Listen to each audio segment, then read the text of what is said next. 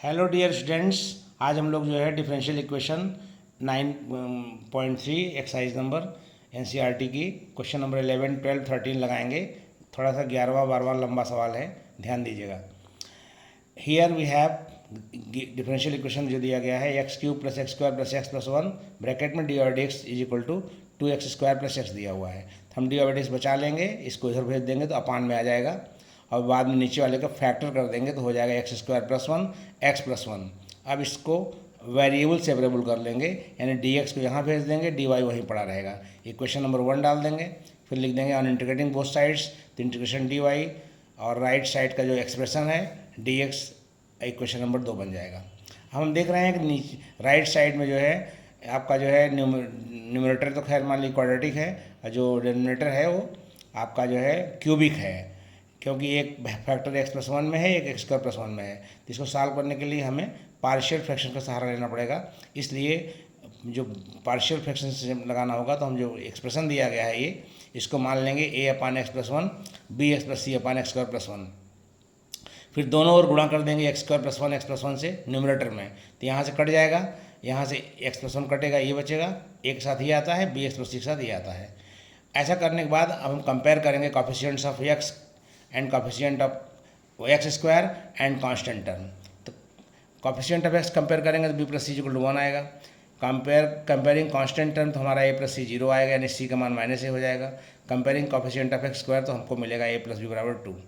अब जो सी is equal to minus ए है, ये इक्वेशन नंबर फोर्थ है, ये थर्ड है। तो इन दोनों की हेल्प से आपका हो जाएगा A minus A plus B is equal to 1, और जो पांचवा इक्वेशन है ए प्लस बी बराबर 2 है, ऐड करेंगे तो 2b बराबर 3, यानी b की वैल्यू 3/2 आ जाएगी।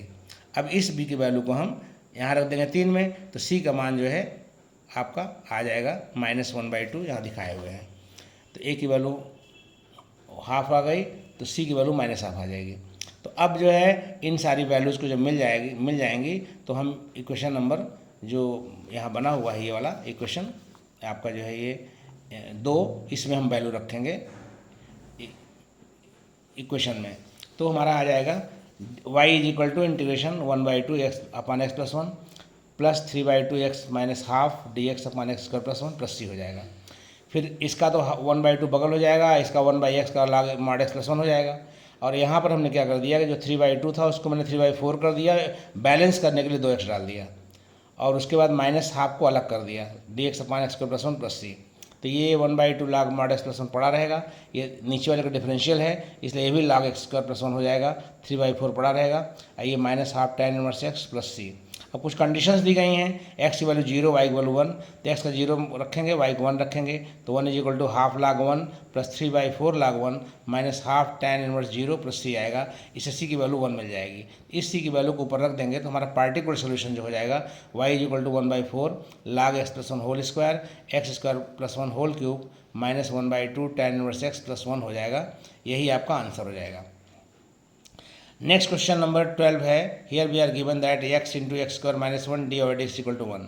हमने क्या किया, डी ओवर डी एक्स यहाँ बचा लिया, इसको ट्रांसपोज कर दिया लेफ्ट साइड में, राइट साइड में, तो ये नीचे आकर के फैक्टराइज हो गया, 1/x x plus one x minus 1 हो गया। फिर वेरिएबल सेपरेबल कर देंगे, यानी कि डी वाई एक तरफ रखेंगे, x डी एक्स एक तरफ रखेंगे। उसके बाद इक्वेशन नंबर 1 डाल देंगे और फिर इंटीग्रेट कर देंगे। इंटीग्रेशन करने के पश्चात उसको हम इक्वेशन नंबर a डाल देंगे। अब हम देख रहे हैं कि राइट साइड जो है पार्शियल फ्रैक्शन के बगैर नहीं हो पाएगा, इसलिए इसको हम मान लेंगे 1/x plus one x x minus one is equal to a upon x plus b upon x plus one plus C upon x minus one, equation number 2 बन जाएगा। अब हम इस इक्वेशन में पूरे इक्वेशन में x plus one x minus one से multiply कर देंगे तो आपका हो जाएगा बाएं तरफ लेफ्ट साइड में आपका 1 आ जाएगा, राइट साइड में a into x plus one x minus one, B x minus one, c x plus one.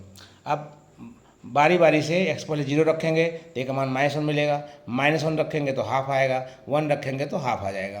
Therefore from equation number 1 d y is equal to integration -1/x plus 1/2 upon x plus one plus 1/2 upon x minus one d x हो जाएगा।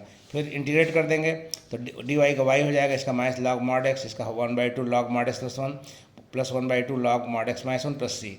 यानी इसको हम फिर बाद में जितने log वाले मतलब फंक्शंस हैं उनको कलेक्ट करेंगे तो log के रूल से 1/2 log mod of x square minus one upon X square हो जाएगा प्लस log c हो जाएगा।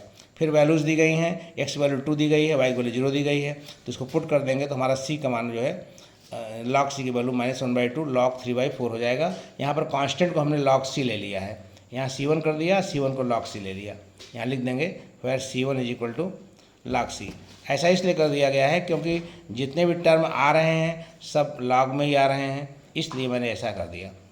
तो लॉग सी की वैल्यू जब मिल जाएगी तो पार्टिकुलर सोल्यूशन जो हो जाएगा y = 1/2 log x² -1/x² -1/2 log 3/4, यही आंसर हो जाएगा।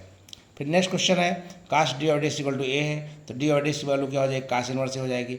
फिर उसके बाद डी वाई यहाँ बचा लेंगे, काश इनवर्स ए राइट भेज देंगे तो काश इनवर्स से डी एक्स हो जाएगा।